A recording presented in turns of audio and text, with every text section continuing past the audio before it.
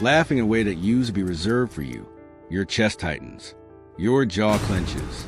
You have two choices: close the app and go to sleep, or keep scrolling deeper into that pain.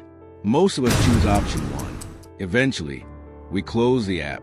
We survive the jealousy. We move on. But what happens when you don't close the app? What happens when the jealousy doesn't fade? When the arguments don't end? When getting out of the car on a dark road becomes the last decision someone ever makes? This isn't a story about a monster. This is a story about a couple who loved each other for 10 years, on and off, through cycles of passion and pain that everyone around them could see coming. And on December 27th, after what should have been a romantic Christmas cabin getaway, one of them ended up brain dead on a bridge in Gainesville, Florida, and the other ended up taking 3-lie detector tests to prove she didn't commit murder. The distance between a heated argument in a moving car and a death that divides two families?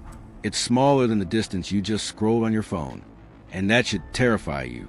If you want to understand how ordinary human emotions, jealousy, anger, the desperate need to be heard, can lead to a tragedy that nobody intended, you need to hear this story. Because somewhere in the next hour, you're going to recognize yourself in these moments. And that recognition will stay with you long after this video ends. Subscribe, because this case will force you to ask questions about your own relationships that you've been avoiding. We've all been in a car with someone we love during an argument that's spiraling. That specific silence where the air feels thick and every word comes out sharper than you meant it. You can feel your heart pounding in your ears. You want to say something that will fix it, but everything you think of will only make it worse. So you say nothing or you say everything, and both feel equally catastrophic. For most relationships, these moments pass. You pull over, you take a breath, you apologize or you agree to disagree, or you just drive home in heavy silence and deal with it tomorrow. The fight becomes a story you laugh about years later, or a scar you both pretend isn't there. But for Tyrone Davis Jr. and his girlfriend Lulu, the argument that started in a cabin in Gainesville, Florida, didn't end with an apology. It ended with Tyrone on life support, a fractured skull, and two families asking the same question from opposite sides of the funeral. Was it a tragic accident, or did someone get away with murder? This case lives in that space between what we feel and what we do with those feelings. Between the moment you want to scream at someone you love and the moment you actually scream.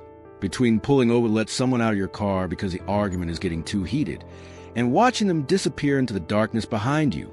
The distance between those choices, it's the difference between a bad night you recover from and a bad night that ends a life. Here's what we know for certain.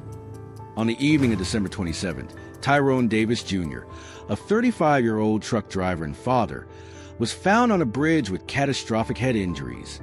The only other person who knows exactly what happened in the minutes before that discovery is his 33-year-old girlfriend, Lulu, and she says he asked to get out of the car. What happened in the hours after Tyrone was rushed to the hospital would ignite a firestorm on social media, split his family down the middle, and force everyone watching to answer a question they didn't want to face. At what point does letting someone out of your car during an argument become letting them die? Let me take you back before the bridge, before the cabin, before the chaos. Let me show you who Tyrone Davis Jr.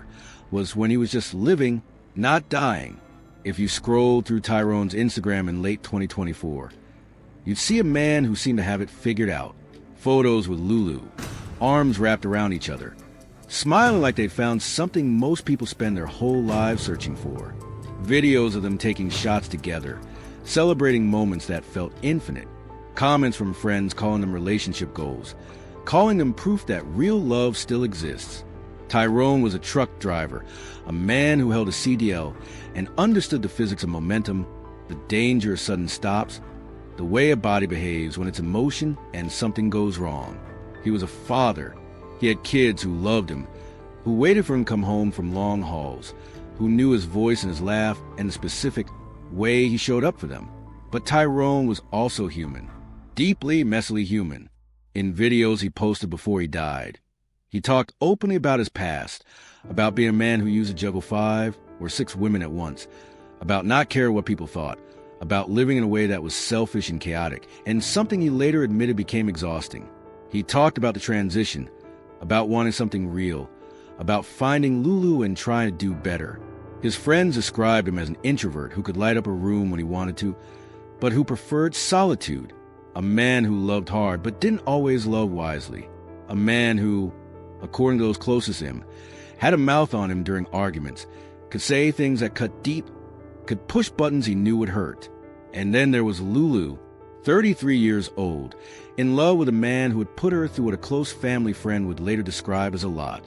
A relationship that had lasted 10 years, on and off, through cycles of breakups and reconciliations that everyone around them could see weren't healthy, but couldn't quite convince them to walk away from.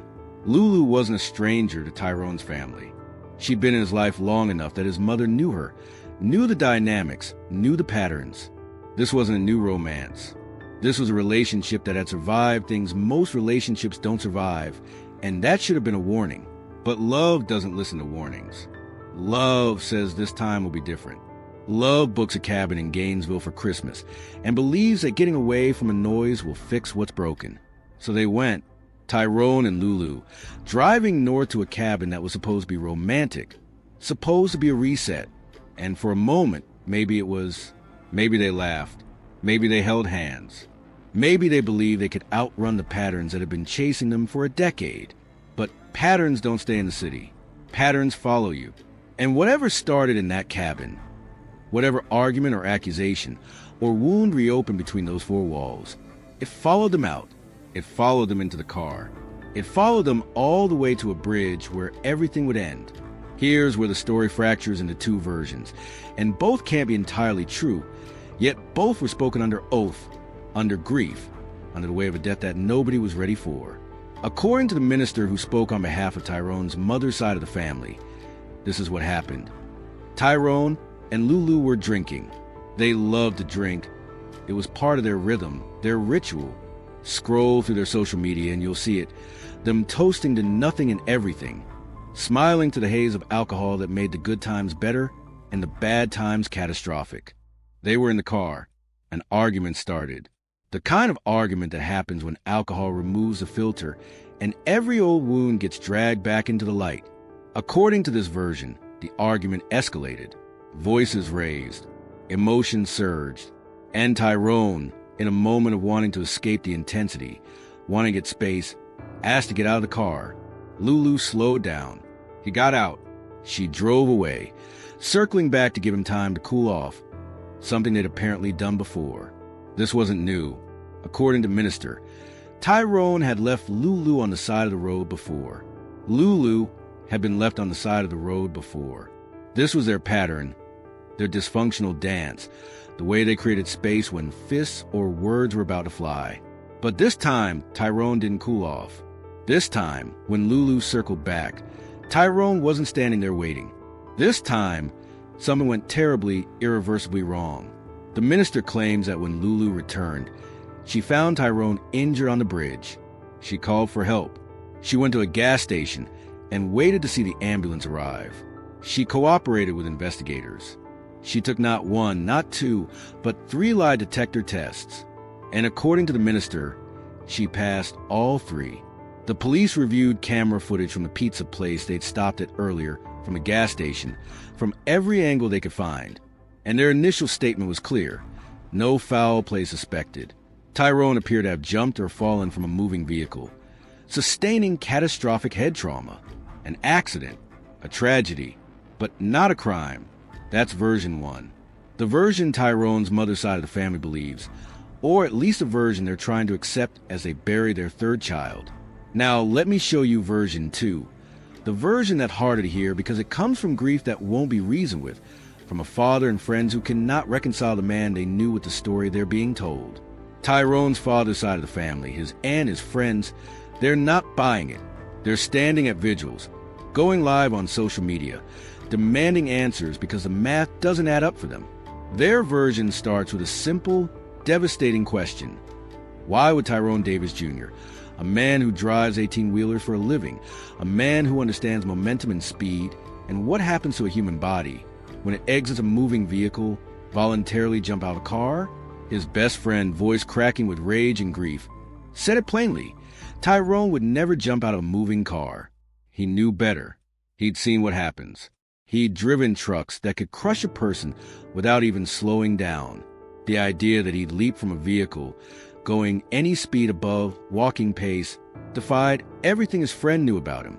And then there's the evidence they can't let go of, Tyrone's injuries. According to his friend, Tyrone didn't have road rash. He didn't have the scrapes and burns you'd expect from a body tumbling across asphalt. He had blunt force trauma to the back of his head. One catastrophic injury, not the multiple impacts you'd expect from a fall and roll. His friend asked a question that thousands of people online started asking. If Tyrone jumped from a car moving forward, why would the only injury be the back of his head? If he fell out, his body would have rolled forward, scraped the pavement, left evidence of the violence of hitting the ground at speed. But that's not what they saw.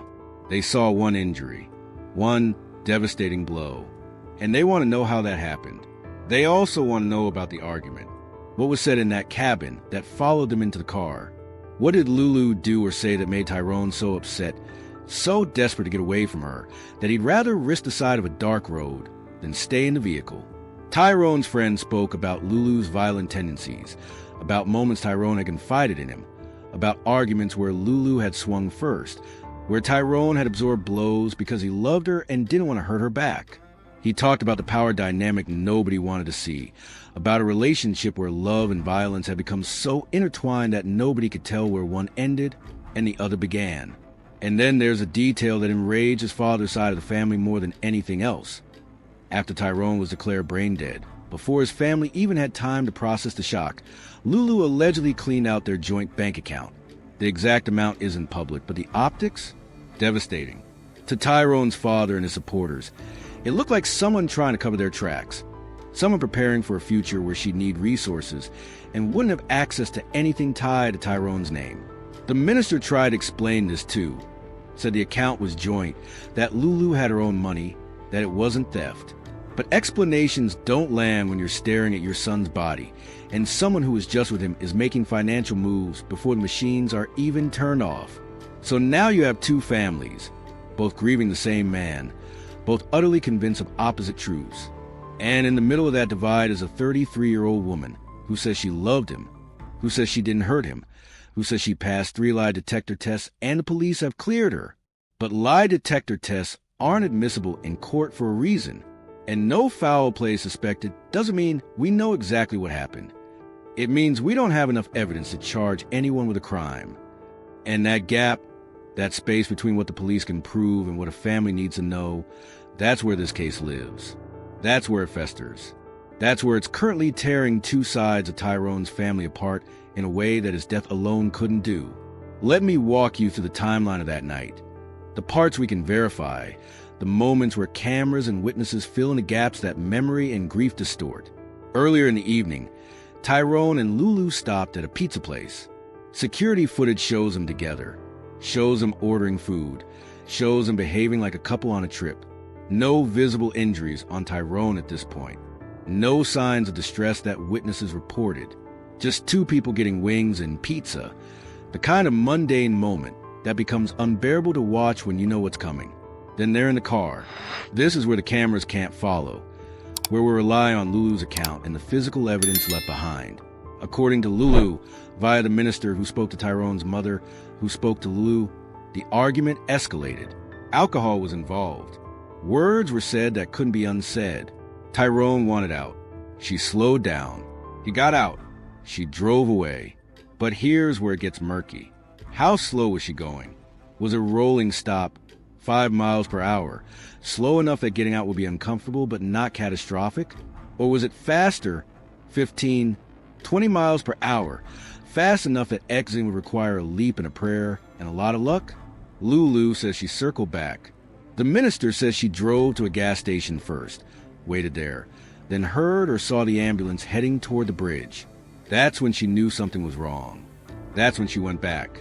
But Tyrone's father's side asks, if you left your boyfriend on the side of a dark road, and you were sober enough to drive, sober enough to navigate to a gas station, sober enough to wait and watch, why didn't you go back immediately? Why wait for an ambulance to pass? What were you doing in those minutes between leaving him and finding him? The police have that answer. Presumably, they reviewed footage. They interviewed Lulu. They examined the scene, and they concluded that Tyrone's injuries were consistent with exiting a moving vehicle and striking his head. An accident, not assault, not murder, an accident. But accidents require context. And the context here is a 10-year relationship marked by volatility, by arguments that friends and family describe as explosive, by a pattern of one or both of them getting out of vehicles during fights because staying inside felt more dangerous than stepping out. Tyrone's mother knew this context. She knew her son. She knew Lulu.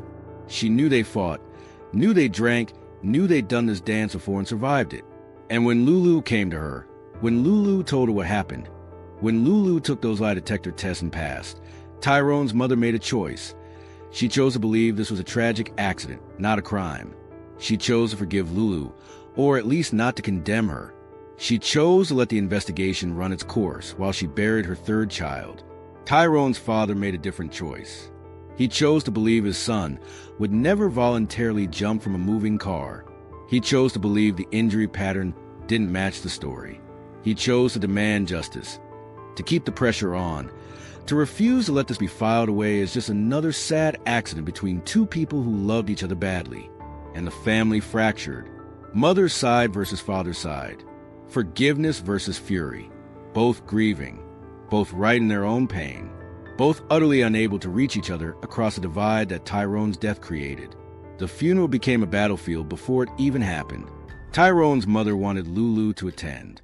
She wanted the woman her son loved to be able to say goodbye, to mourn publicly, to be part of the ritual that marks the end of a life. But Tyrone's father's side of the family said absolutely not. They said if Lulu showed up, they couldn't guarantee her safety. They said the funeral home itself refused to allow her because they didn't want their space destroyed by the violence her presence would ignite. So Lulu mourned alone, or at least not publicly. The woman who spent a decade with Tyrone, who was supposed to marry him, who was with him in his last conscious moments, she wasn't allowed at his funeral. She became a ghost at her own boyfriend's goodbye.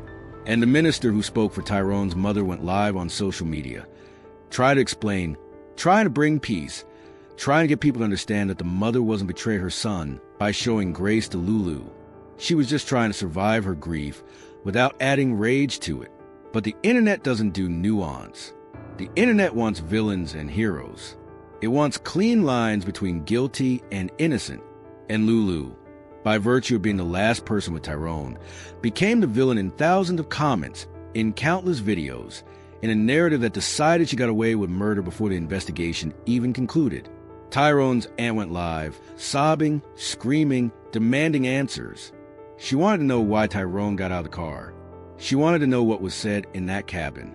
She wanted to know if it started with jealousy, with infidelity, with some betrayal that made Tyrone so desperate to escape that he'd risk a dark road over staying in that car with her. And then the minister revealed something that shifted the entire conversation. Tyrone wasn't faithful. For years, by his own admission in videos he posted, Tyrone had juggled multiple women, had treated relationships like a game he was winning, had caused Lulu pain that friends say she never fully recovered from. The minister said if people knew what Lulu had endured during their 10 years together, the idea of this being a perfect relationship would shatter. She said Tyrone had left Lulu on the side of the road before. She said the pattern of volatile arguments and dramatic exits went both ways. And suddenly, the narrative got complicated. Suddenly, Tyrone wasn't just a victim. He was a flawed man in a flawed relationship. And his death, while tragic, might have been an inevitable conclusion to a pattern both of them fed into. But does that matter? Does Tyrone's past behavior justify anything that happened on that bridge? Does knowing he wasn't perfect change the fact that he's dead and Lulu is alive and nobody can prove exactly how he got from an argument to a fatal injury? Tyrone's best friend said something that cut through all the noise. He didn't care if Lulu was legally innocent or guilty. In his eyes, Tyrone left with her and didn't come back. That's all that mattered to him. Tyrone went on that trip to make Lulu happy. And he came home in a casket.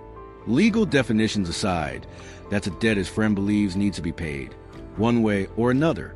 He talked about street justice, about not caring what the police conclude, about knowing his friend is gone, and someone needs to be held accountable even if the courts won't do it.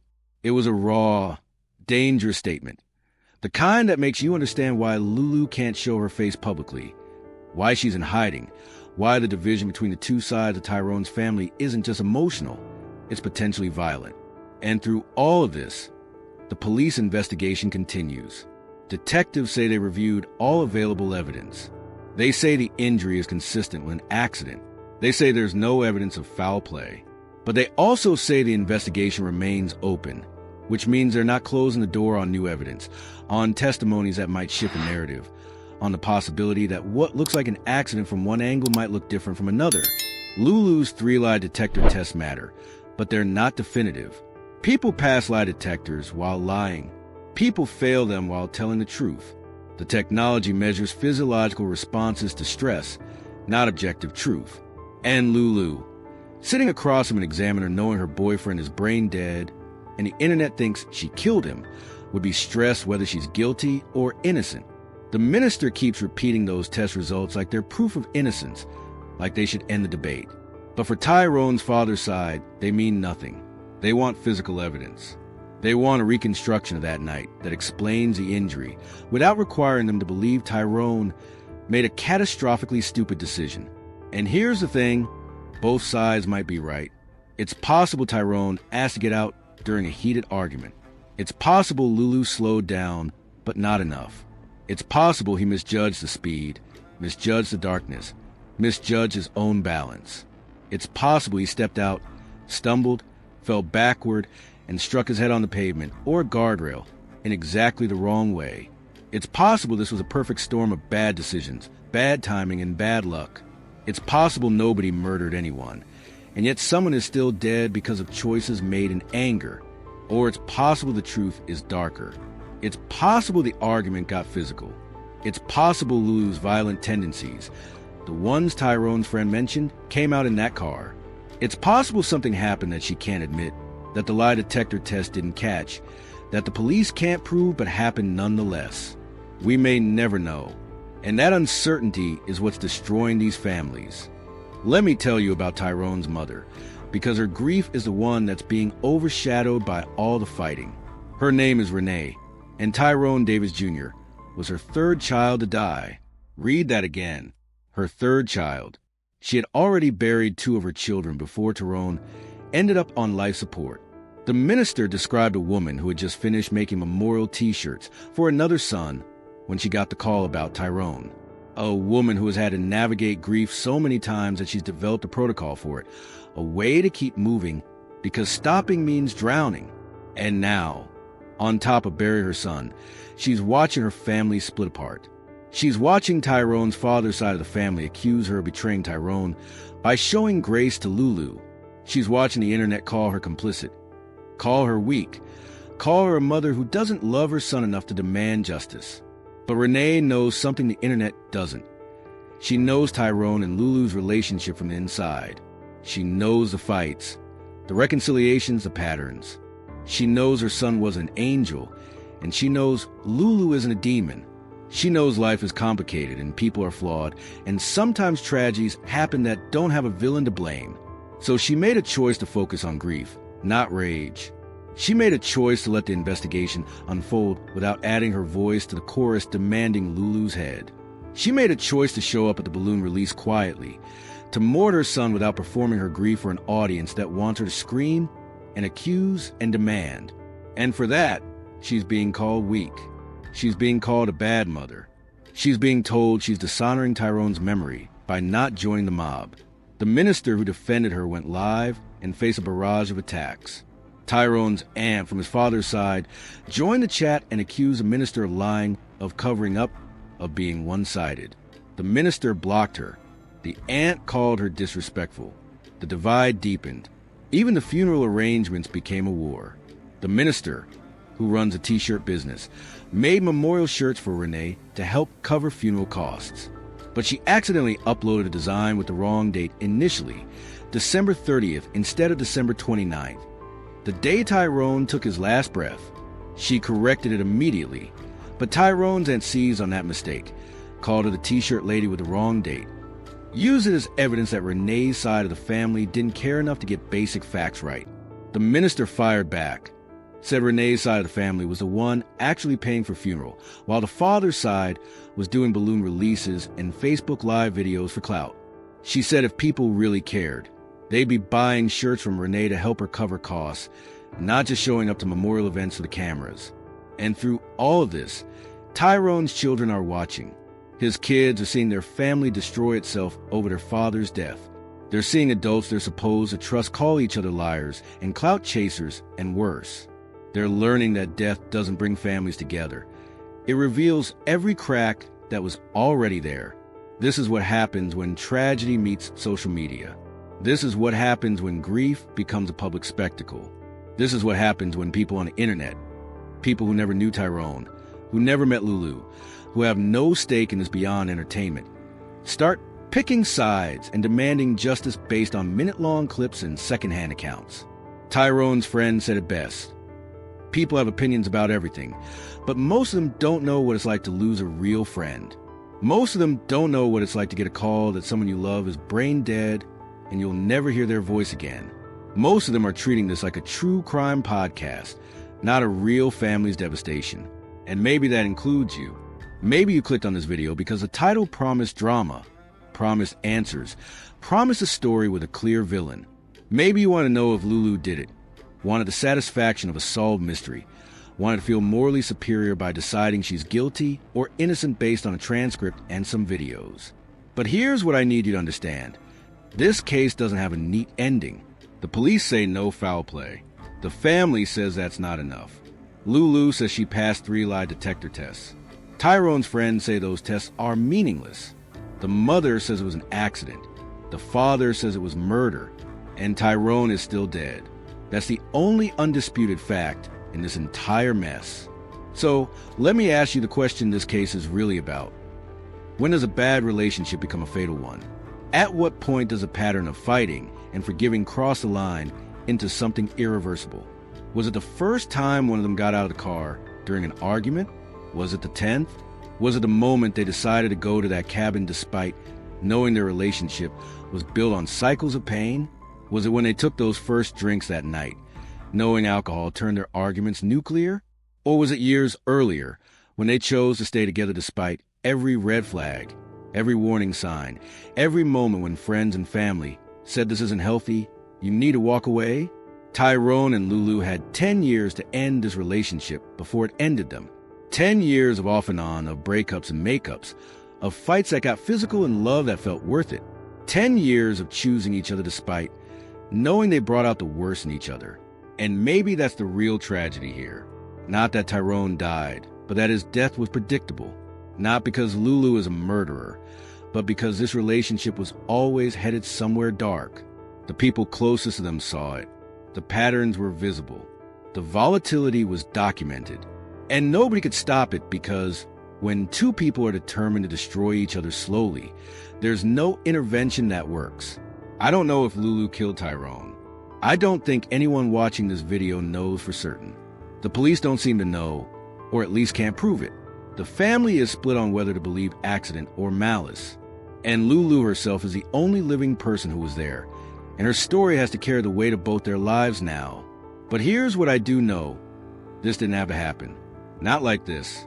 Not on a bridge in the dark after an argument that could have been walked away from, slept off, talked through in the morning. This didn't have to end with a funeral and a family divided and a woman in hiding and children growing up without their father.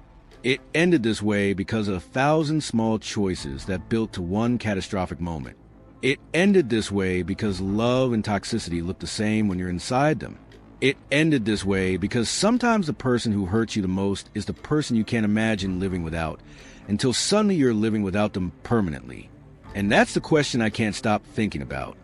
If Tyrone could go back to that moment in the car, that moment when the argument was at its peak, and getting out seemed like the only option, would he make the same choice? Would he still ask to get out? Would he still step onto that dark road, trusting that circling back was possible, that this was just another fight in a long line of fights they'd survive? Or would he stay in the car, bite his tongue, wait for the alcohol to wear off and the anger to fade? Would he choose the discomfort of staying over the risk of leaving? We'll never know. Tyrone doesn't get to answer that question. And Lulu has to live knowing that whether she's guilty of crime or not, She's guilty of being the last person who could have stopped this and didn't. There's a specific kind of guilt that comes with surviving someone. Even if you did nothing wrong, even if every choice you made was defensible, there's a guilt of being alive when they're not, of breathing when they've stopped, of having a future when theirs ended. Lulu is living with that guilt now. Whether the internet believes her or not, whether the police charge her or not, whether Tyrone's family forgives her or not, she has to wake up every day knowing Tyrone doesn't. She has to live in a world where half the people think she's a murderer and the other half think she's a victim, and neither side will ever fully believe her story. That's her sentence, whether the courts give her one or not. For Tyrone's family, the sentence is different but equally permanent.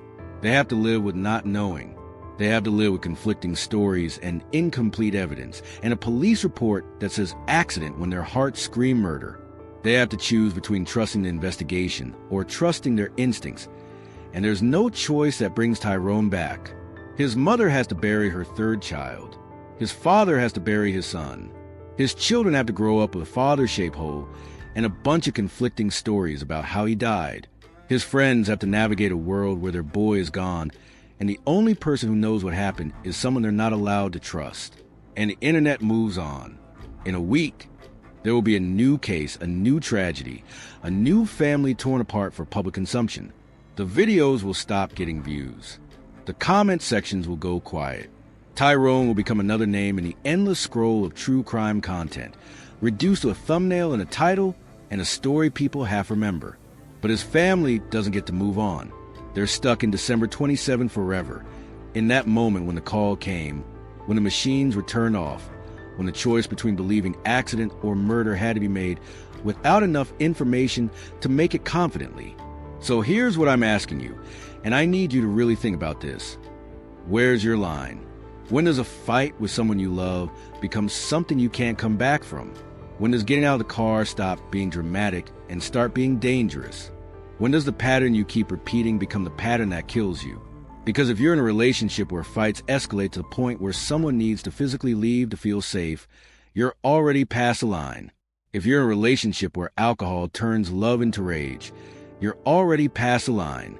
If you're in a relationship with a cycle of breaking up and making up has gone on for years, and nothing ever actually changes, you are dangerously close to becoming a statistic. Tyrone and Lulu's story isn't unique.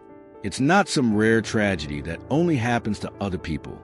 It's a logical endpoint of patterns thousands of couples are living right now. The only difference is they didn't stop in time. You still can. If you're watching this and recognizing yourself in any part of this story, if there's a relationship in your life that feels like it's heading somewhere dark, if you keep having the same fight and making the same promises and nothing ever changes, please hear this. You don't have to wait until you're on a bridge in the dark to get out. You can get out now. You can get out safely. You can get out before love and toxicity become so tangled that you can't tell which one is killing you. And if you're someone who loves someone in that kind of relationship, if you're watching your friend or sibling or child cycle through pain with someone who isn't good for them, please keep trying. Keep offering the exit. Keep being the voice that says you deserve better than this. Because sometimes the person in the relationship can't see the danger until it's too late, and your perspective from the outside might be the thing that saves them. Tyrone's friends are living with the knowledge that they saw the red flags and couldn't stop this. They knew Lulu had violent tendencies. They knew the relationship was toxic. They knew Tyrone kept going back despite knowing better. And now they're asking themselves if they should have done more, said more, fought harder to pull him out. The answer is probably no. You can't save someone who doesn't want to be saved, but you can keep offering the rope. You can keep being the person who reminds them what healthy love looks like. You can keep the door open for when they're finally ready to walk through it, because the alternative is what we're watching now. Families destroyed, questions unanswered, a death that might have been prevented if anyone, had been able to break the pattern before it broke them. This case stays with me, not because I know what happened on that bridge, but because I know how many couples are one bad fight away from their own version of this tragedy. Not because Lulu is definitively guilty or innocent, but because the circumstances that led to Tyrone's death are replaying in relationships all over the world right now. The waste of it, that's what haunts me. The absolute waste. Tyrone was 35 years old. He had kids who needed him. He had friends who loved him. He had a future that could have included growth and healing and breaking the patterns that defined his past. And instead, he's dead, gone over an argument that probably started over something that won't matter in a week, in a relationship that everyone knew wasn't sustainable. And Lulu, whether she's guilty of a crime or just guilty of being in the wrong relationship, has to carry that weight forever. She has to live knowing that the man she loved for 10 years is gone, and she was there when it happened, and nothing she says will ever convince everyone that she didn't cause it. That's the real sentence for both of them. Not prison, not freedom, but living with the weight of what could have been if different choices had been made. So I'm asking you genuinely, what would you have done if you were in that car, if the argument was escalating, if the person you loved was demanding to get out on a dark road? Would you stop? Would you slow down and let them? Would you refuse and risk the fight getting physical? Would you drive them home in silence and deal with it later? There's no right answer, because every choice carries risk. But some risks are bigger than others. And the risk of letting someone out on a dark road, intoxicated and angry, is a risk that Lulu took and Tyrone paid for. If this story moved you, if it made you think about your own relationships or the relationships of people you love, I need you to do something. Hit the like button, not because this is entertaining, but because stories like this need to be told. They need to reach the people who are living versions of this right now, who need to hear that the pattern can be broken before it breaks them. Subscribe to this channel if you want more cases that ask hard questions about human nature, about the choices we make in moments of emotion, about the distance between love and destruction. Because I'm not here to sensationalize tragedy. I'm here to understand it, to learn from it, to hopefully prevent the next one. And leave a comment. Tell me where your line is. Tell me what you would have done. Tell me if you've ever been in a relationship that felt like it was heading somewhere dark and how you got out. Tell me if you're in one now and need to hear that leaving is possible. Because somewhere tonight, someone is in a car with someone they love, and an argument is escalating, and choices are being made that will determine whether they both see tomorrow. And maybe, just maybe, if enough of us talk about this, if enough of us acknowledge that toxic love could be fatal, if enough of us stop romanticizing the passion and start recognizing the danger, we can save someone from becoming the next Tyrone or the next Lulu. This case doesn't have a clean ending. The investigation continues. The family remains divided. Lulu remains in hiding, and Tyrone remains dead. That's where we are. That's all we know for certain. But the questions this case raises, those don't need an investigation to answer. Those questions are for you to answer about your own life, your own relationships, your own patterns. At what point does heartbreak become obsession? When does pain justify harm? When does a cycle of breaking and healing need to be broken permanently? Where's the line between fighting for love and fighting in love? And how do you know when you've crossed it? I don't have those answers. Tyrone's family doesn't have those answers. Maybe you don't either. But asking the questions, really sitting with them, that might be the thing that saves you from needing to learn the answers the hard way. Because Tyrone learned hard way. And he doesn't get to use that lesson. But you do. We all do. That's the responsibility that comes with hearing these stories. We get to learn from someone else's tragedy. We get to change our patterns before they become fatal. So please use it. Use this story. Let it be the wake-up call that your relationship needs boundaries. Let it be the push that finally gets you to leave. Let it be the reminder that love shouldn't hurt. And if it does, it's not love anymore.